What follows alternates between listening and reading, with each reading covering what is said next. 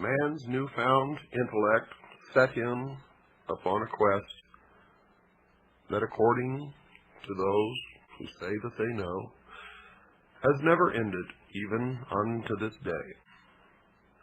And the modern-day equivalent of this ancient mystery religion calls itself the Order of the Quest. And you will see it reflected in many of their outward exoteric branches, where they disseminate information to the public, or manipulate the public, or deceive the public, as the profane to them are nothing more than cattle to be herded and occasionally to be led to the slaughter.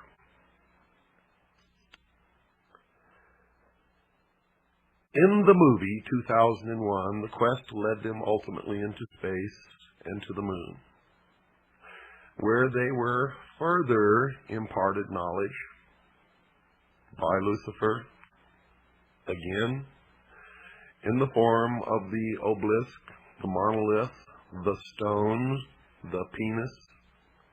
And you will understand what that means later when we get into the Osirian cycle, or the legend of Isis, Osiris, and the child Horus. When they were imparted knowledge again on the moon, it set them off on a further quest to the planet Jupiter, where they found a huge, tremendous, again, another obelisk, monolith, stone, the generative force, the penis, floating in space, orbiting the planet Jupiter. Now, the journey from the moon to Jupiter is significant. For the astronauts on board this spaceship represented the entirety of the human race.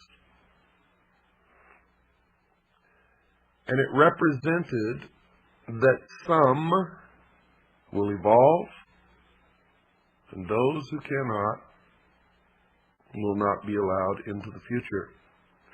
You see, this was a message from those who rule to all of the initiates of the world.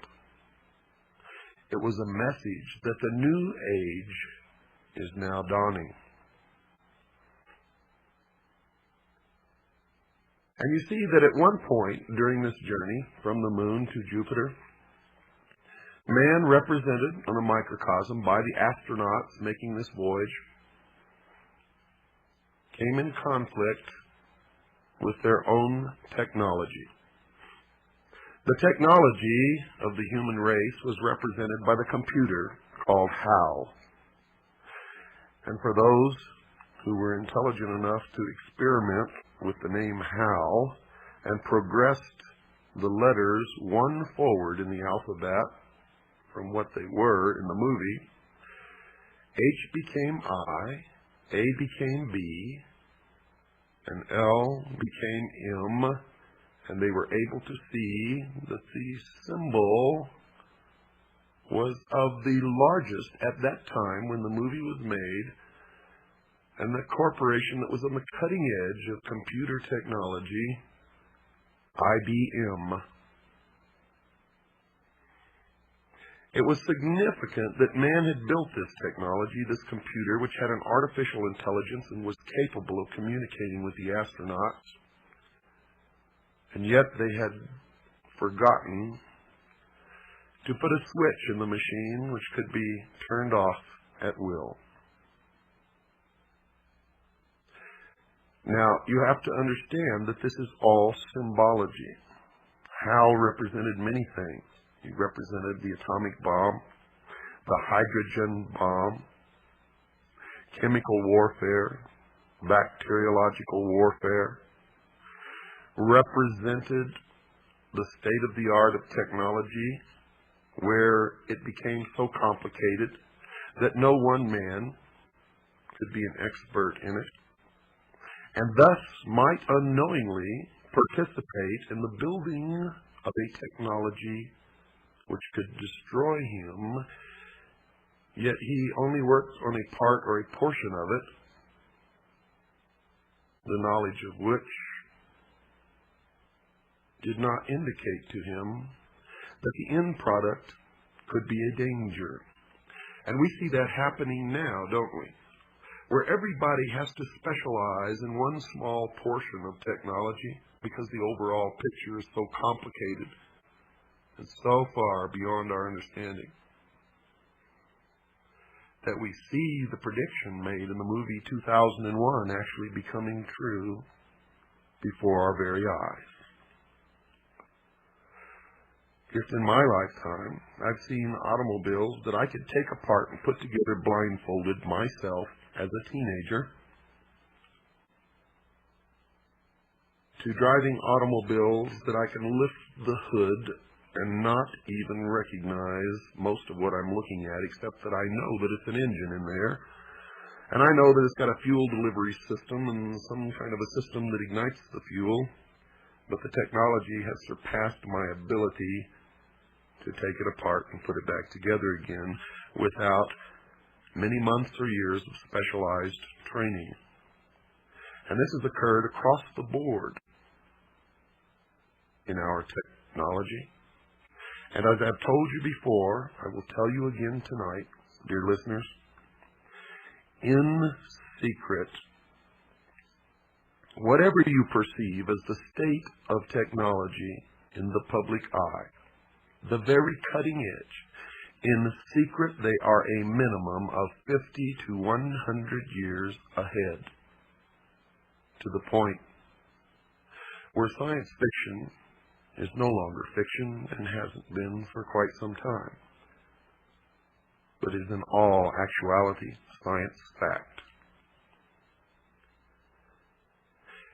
You saw this battle play itself out on board the spaceship, where ultimately there was only one astronaut left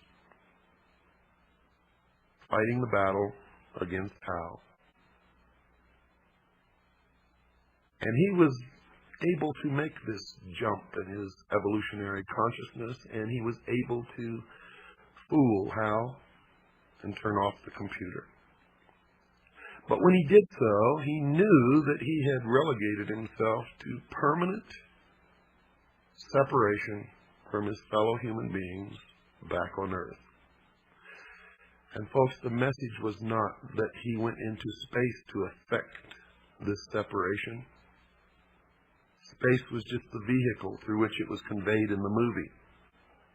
The message was that the new man will go into the future and the rest of us will perish. We will not be allowed into the future. If we are, it will be as slave labor until we are no longer useful, and then we will simply be exterminated.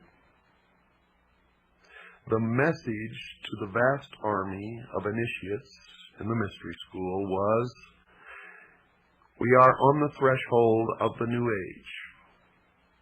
And into this new age will march only one man. It is the new man. It is the illumined man. It is the man that is able to make the evolutionary jump to no more war,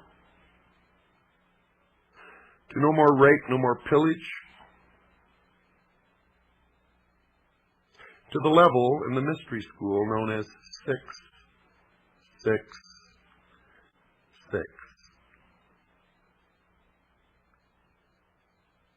It is the number of a man.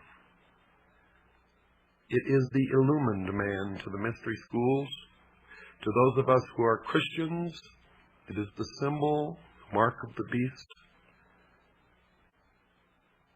the indication that the Antichrist has arrived, and the beginning of the time predicted in the book of Revelation known as the tribulation. Now, all of this that I thought I knew so well and understood has become even more mysterious to me now, as I know that I am battling against something that is almost incomprehensible, and I have had to do it alone, by myself, not trusting anyone else, not letting them in, for fear that they would corrupt my mind and I would be led down the wrong path.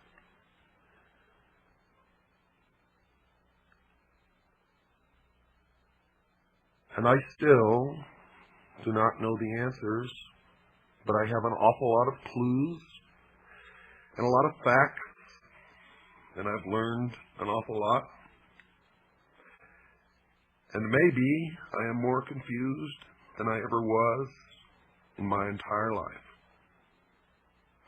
But after you hear the results of what I've learned, and after I am, for the first time since I've learned all of this, communicate it to other human beings to let you know how really confused I am,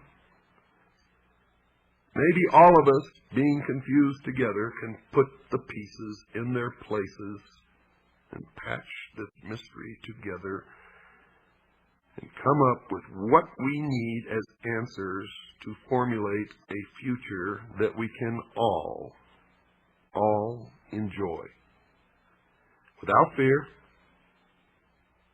without wars, without lies and deception and manipulation, without elitists and terrorists and crooks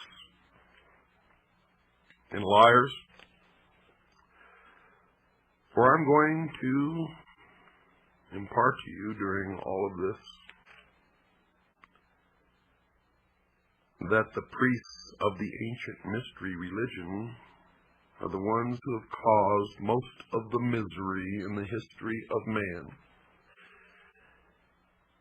And if they had not learned this knowledge, the secrets of the ages that they keep from the rest of us and use to manipulate us, maybe we would have reached peace in this world hundreds of years ago. I don't really know the answer to that, but I don't think much of what has happened in the history of the world that was miserable, terrible, would have happened without these people.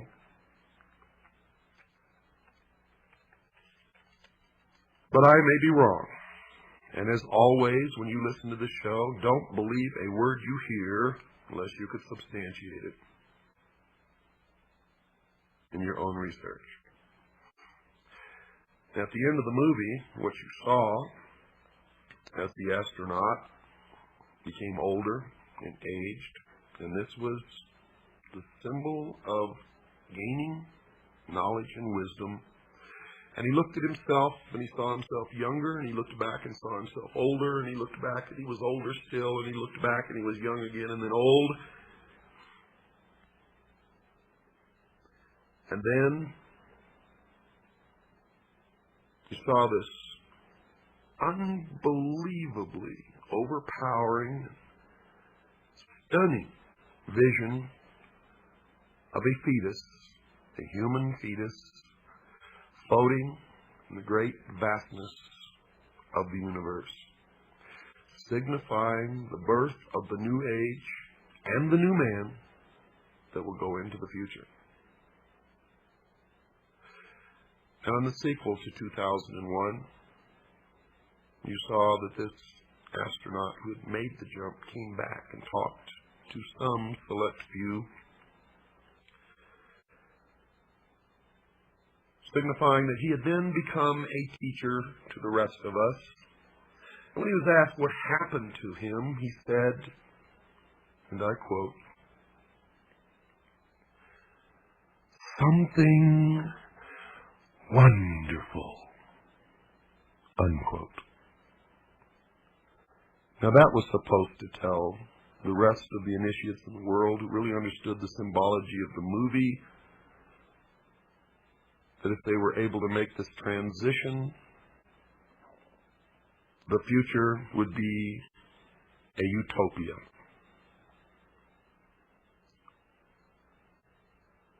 I don't know whether it will be or not, but I can tell you this. The priests of the ancient mystery religions are in charge right now, and we had better damn well find out, and we had better do it very quickly. For the new age is the age of Aquarius, and the exact date of the dawning of the age of Aquarius can be determined astrologically. And I'm not going to tell you what that date is, although I have it right here on a piece of paper in front of me. I want you all to help in this search. God knows I need help. I can't save us all alone. And there's always the possibility, because I am human, that I could make the wrong decision or make the wrong interpretation.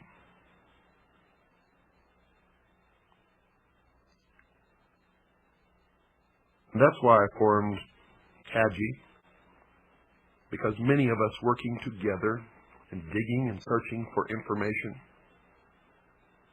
are much more likely not to make the mistakes than one man working alone.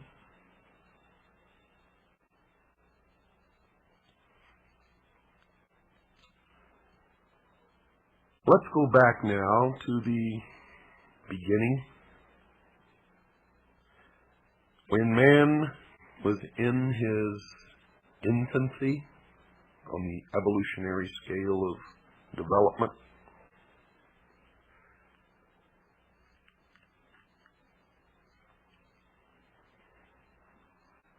Man was alone. Alone in the sense that he did not have all of the help and the knowledge that we have today that enables us to survive. You see, man then was subject to the cold, to the wild beasts of prey. He didn't have a home, he didn't have air conditioning in the summer, didn't have heating in the winter, didn't have medical doctors. If he became ill or injured, was most likely to die.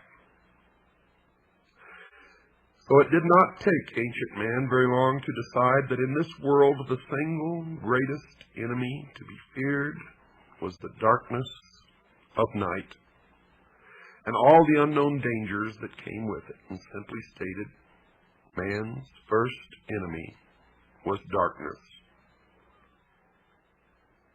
Now, understanding this one fact alone, one can readily see why the greatest and most trustworthy friend the human race could ever have at that time was, by far, heaven's greatest gift to the world, that glorious rising orb of day that we call the sun. And that was the beginning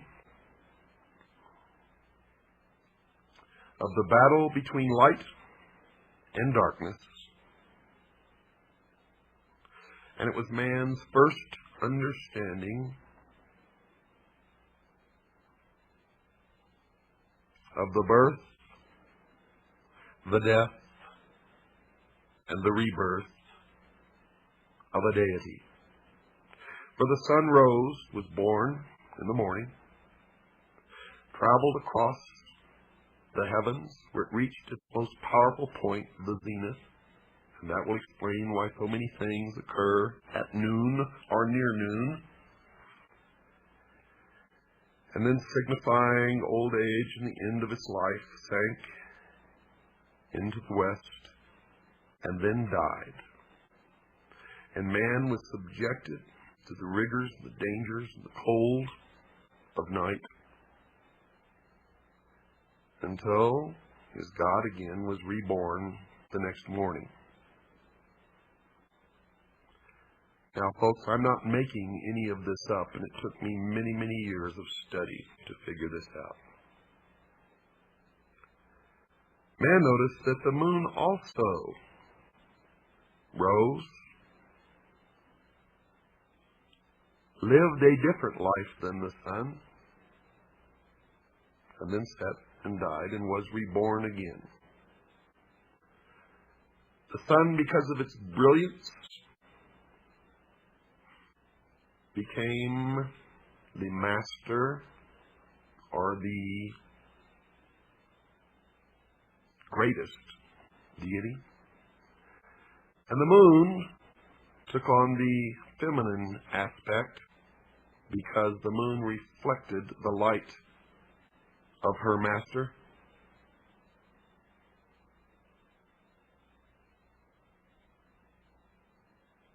And all of this will begin to make sense to you eventually as we go through this, because from now on, every program that I do is going to be devoted to this, to the explanation of the esoteric religion, the ancient mystery religion.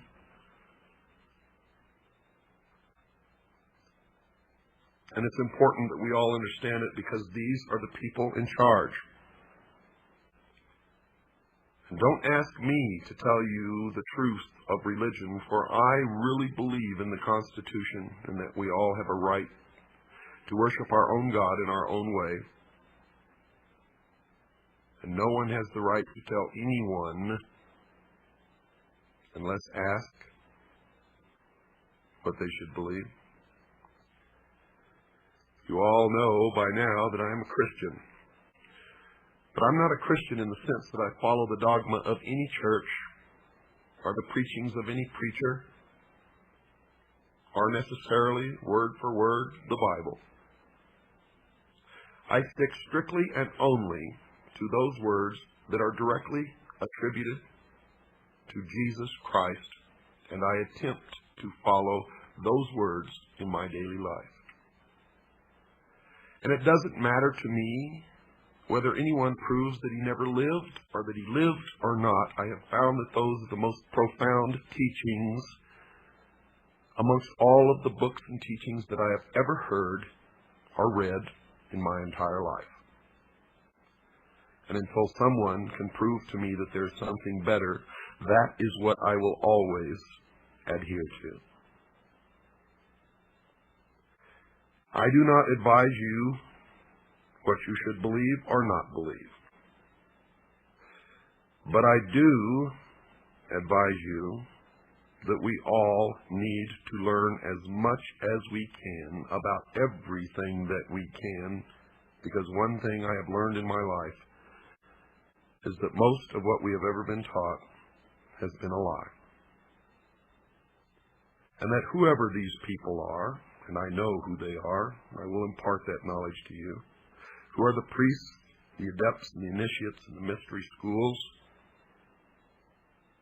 they are in control, and they are shaping the future, and that future will affect all of us, so we had better learn as much about them as we can. You cannot identify an enemy unless you know the enemy, and you cannot fight a battle if you know nothing about the battle tactics of your opponent. And when you understand that Lucifer is the son of the morning star, or the morning star itself, then the creations of the members of the mystery school begin to make much more sense. Good night, and God bless.